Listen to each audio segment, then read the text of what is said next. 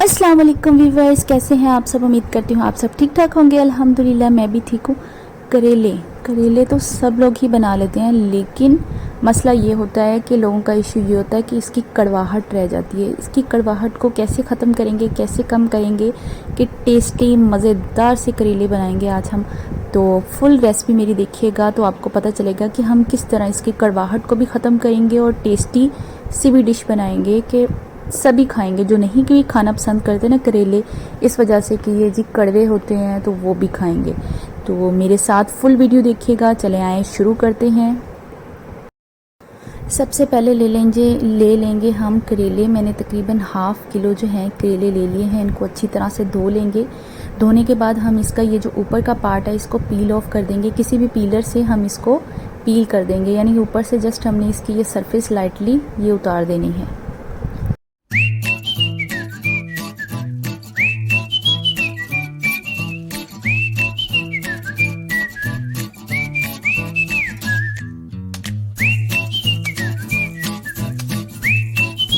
तमाम करेलों को पील ऑफ करने के बाद साइड से ये जो हैं इसके डंडल से ये काट देंगे और इसको सेंटर से कट कर लेंगे। और सेंटर से कट करने के बाद हम इसके अंदर के जो बीज हैं, इसके अंदर वो सीड्स जो हैं इसके, उन सबको हम रिमूव कर देंगे।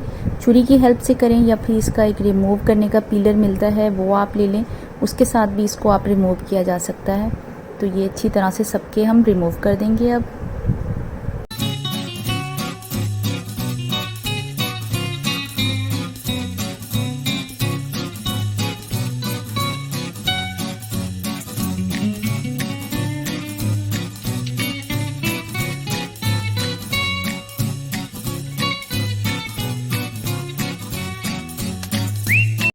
जब हमने सीड्स को रिमूव कर दिया तो अब हम इसको ऐसे बारीक बारीक टुकड़ों में कट कर लेंगे। सेंटर से तो हमने हाफ़ किया हुआ था, अब हम इसको ऐसे बारीक बारीक कट कर लेंगे। आप इसकी विड्थ देख लीजिएगा कि हमने ज़्यादा नहीं रखनी, बिल्कुल पतली सी रखनी है। इस तरह मैं ये सारे जितने भी हैं इनको इसी तरह कट कर लूँगी।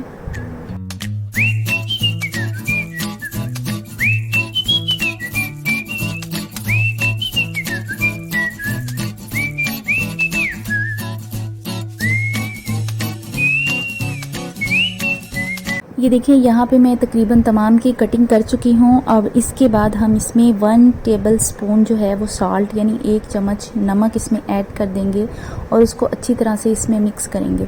नमक जो है वो इसकी खटास को कम करने में काफ़ी हेल्प करेगा, लेकिन इसके अलावा एक और इंग्रेडिएंट भी है जो हम इसमें शामिल करेंगे, वो आप आगे वीडियो देखिएगा तो मैं बताऊँगी, क्योंकि वो कुकिंग करते वक्त हमने शामिल करना है। अभी सिर्फ हमने इसको नमक लगा के तो रख देना है। तकरीबन 1 घंटे के लिए हम इसको स्टे दे देंगे, यानी रख देंगे। 1 घंटे बाद ये थोड़ा सा अपना पानी भी छोड़ेगा और इसकी खटास भी निकल जाएगी। उसके बाद हम इसकी कुकिंग करेंगे। अभी हम इसको रख देते हैं 1 आवर के लिए। ये देखें 1 घंटे बाद, ये देखें मैं आपको पानी दिखा रही हूँ, इसने अपना पानी छोड़ दिया है। अब हम इसको और मज़ीद इसमें पानी डाल के इसको अच्छी तरह से वॉश कर लेंगे, ताकि एक्स्ट्रा जितना भी सॉल्ट इसके ऊपर लगा है वो सारा रिमूव हो जाए। तो ये देखिए इसको अच्छी तरह से मिक्स कर लेंगे और ये छान लेंगे, इसको पानी निकाल देंगे सारा। और अब चलते हैं, पैन ले लेंगे। अब हम कुकिंग करेंगे इसकी। स्टोव के ऊपर हमने चूल्हे के ऊपर रख दिया है पैन, और 2 बड़े चम्मच इसमें कुकिंग ऑयल के इसमें जाएंगे, क्योंकि हमने इसको फ्राई करना है तो ऑयल थोड़ा ज़्यादा इसमें यूज़ होगा। बाद में हम ऑयल जो है वो निकाल के किसी और मकसद के लिए यूज़ भी कर सकते हैं अगर आपको ज़्यादा लग रहा हो, लेकिन ये काफ़ी है इसके लिए, क्योंकि हमने इसको फ्राई करना है।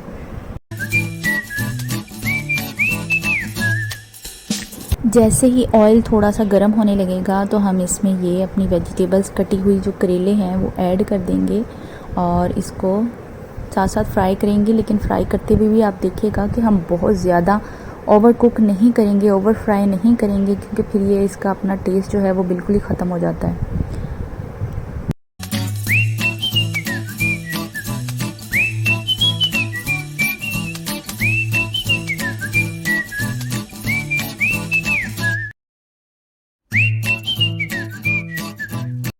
जब तक ये फ्राई होता रहेगा साथ साथ हम प्याज़ों की कटिंग कर लेंगे। यहाँ पे मैंने तकरीबन 4 से 5 बड़े दरमियाने साइज़ के जो हैं वो प्याज ले लिए हैं। इनकी इस तरह हम कटिंग करेंगे, यानी कि लंबे लंबे ये जो है ना गुच्छेदार, हम इसको इस तरह से कटिंग कर लेंगे।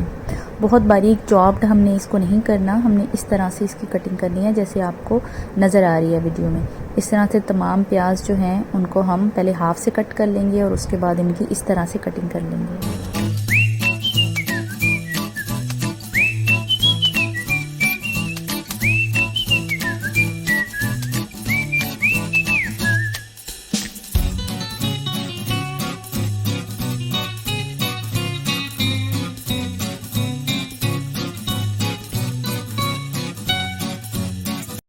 یہ دیکھیں یہاں پہ یہ ساتھ ہم فرائی کرتے جا رہے ہیں اور ساتھ ساتھ چمچ بھی تھوڑی تھوڑی دیر تھے پلٹتے جائیں گے ان کو۔ 2 میں نے ٹماٹر لے لیے تھے، ان کو باریک ٹکڑوں میں کاٹ لیا ہے، اور 3 سے 4 ہری مرچیں لے لیں گے، ان کو بھی باریک کٹ کر لیں گے۔ اور یہ ہے جی مین دوسرا انگریڈینٹ جو کہ املی ہے، تھوڑی سی میں نے لی ہے اور اس کو گرم پانی میں ڈال کے رکھ دیا ہے بھگونے کے لیے۔ اب املی کیا کرے گی جی، املی ہی جو ہے اس کی تھوڑی بہت جو کھٹاس باقی رہ گئی ہے وہ املی نے ریموو کر دینی ہے۔ اب یہاں پہ تقریباً یہ فرائی ہو چکے ہیں، اب جسٹ ہم ان کو ڈش آؤٹ ہی کریں گے کیونکہ اس سے زیادہ ہم ان کو فرائی نہیں کریں گے ورنہ پھر جو ان کا اپنا جو ایک کلر ہے وہ بھی ختم ہو جائے گا اور جو اپنا ایک ٹیسٹ ہوتا ہے وہ بھی ختم ہو جائے گا۔ تو آپ نے جسٹ اتنے ہی کوک کرنے ہیں، اس سے زیادہ ان کو فرائی نہیں کرنا۔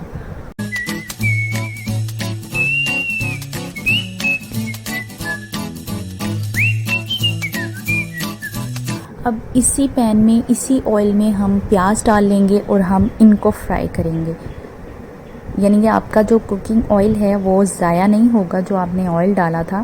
اب اسی آئل میں ہم پیاز کو فرائی کر لیں گے۔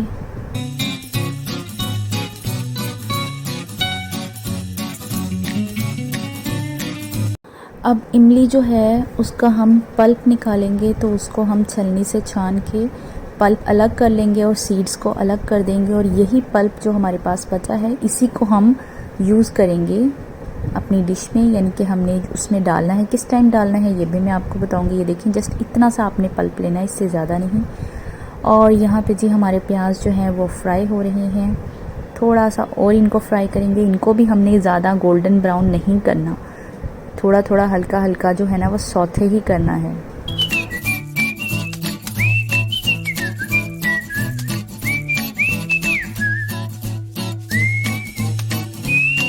یہ دیکھیں تقریباً اتنا ہو جانے کے بعد ہم اس میں پانی ایڈ کر دیں گے، اور پانی ایڈ کرنے کے بعد جو ہم نے ٹماٹر اور ہری مرچیں کاٹ کے رکھی ہیں وہ اس میں ایڈ کر دیں گے، مکس کر لیں گے۔ اب ٹماٹر اور ہری مرچیں ڈالنے کے بعد ہم اس میں ڈال دیں گے املی کا پلپ، اور اب اس کو سافٹ ہونے دیں گے اور مسالہ جات بھی ایڈ کر لیں گے۔ مسالہ جات میں جائے گا اس میں ½ ٹی اسپون ہلدی پاؤڈر جائے گا، ½ ٹی اسپون سرخ مرچ پاؤڈر اس میں ایڈ کر دیں گے، اور ½ ہی ٹی اسپون اس میں دھنیا پاؤڈر جائے گا، اور ½ ٹی اسپون ہی اس میں جائے گا گرم مسالہ، ثابت گرم مسالہ ایڈ کر رہی ہوں، پاؤڈر نہیں۔ اور تھوڑی سی میں اس میں کلونجی ایڈ کروں گی کیونکہ کلونجی بھنڈی ہو یا پھر کریلے ہوں دونوں میں بہت اچھا ٹیسٹ دیتی ہے۔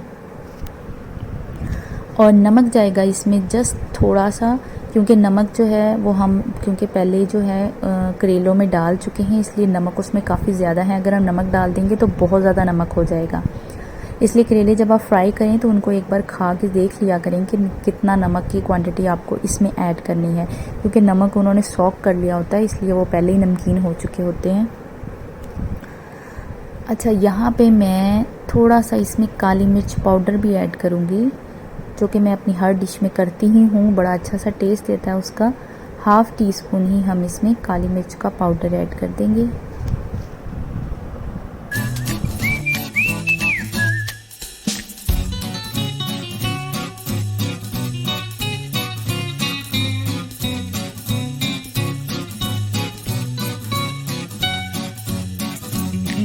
ویورز اب ہم اس کو کوک کریں گے، لیکن تب تک جب تک کہ ٹماٹر جو ہیں وہ بالکل سافٹ نہیں ہو جاتے ہیں اور اچھی طرح سے یہ آئل نہیں مسالہ چھوڑ دیتا، یعنی مسالے کی اچھی طرح سے بھنائی کرنی ہے ہم نے۔ یہ دیکھیں مسالے کی اچھی طرح سے بھنائی کرنی ہے، ٹماٹر سافٹ ہو جائیں گے تب ہم اس میں کریلے جو ہم نے فرائی کر کے رکھے ہیں وہ اس میں ایڈ کر دیں گے۔ اب یہ تقریباً ہو چکے ہیں تو اب میں اس میں فرائیڈ ویجیٹیبل یعنی جو کریلے ہم نے فرائی کر کے رکھے تھے وہ اس میں ایڈ کر دیں گے، اور تقریباً اب ہم نے جسٹ اس کو 1 ہی منٹ کے لیے اس میں پکانا ہے، جسٹ 1 منٹ کے لیے اس کو اچھی طرح سے مکس کر دیں گے، اور تقریباً 1 منٹ ہی ہم چولہے پہ اس کو رکھ کے پکائیں گے۔ اچھا ویورز، میں آپ کو بتاتی جاؤں کہ یہ تمام پروسیجر جتنا بھی ہوا ہے، یعنی جتنے ٹائم بھی ہم نے کریلوں کو کوک کیا ہے، آنچ ہم درمیانی یا ہلکی رکھیں گے، تیز آنچ میں ہم نے بنانا ہی نہیں ہے ٹوٹلی۔ تو ویورز اب بس یہ ریڈی ہے، اب بس ہم چولہے کو بند کر دیں گے اور یہ تقریباً ہمارا ریڈی ہو چکا ہے۔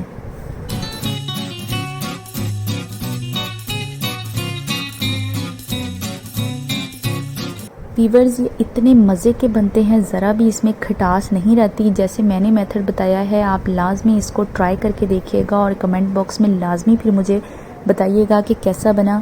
ویورز آپ اس کو چپاتی کے ساتھ سرو کر سکتے ہیں یا نان کے ساتھ، جیسے آپ چاہیں اس کو سرو کریں۔ اگر آپ کو میری ویڈیوز اچھی لگتی ہیں تو کائنڈلی سبسکرائب کر دیا کریں، لائک کر دیا کریں۔ ملیں گے انشاءاللہ نیکسٹ ویڈیو میں، اپنا خیال رکھیے گا، اللہ حافظ۔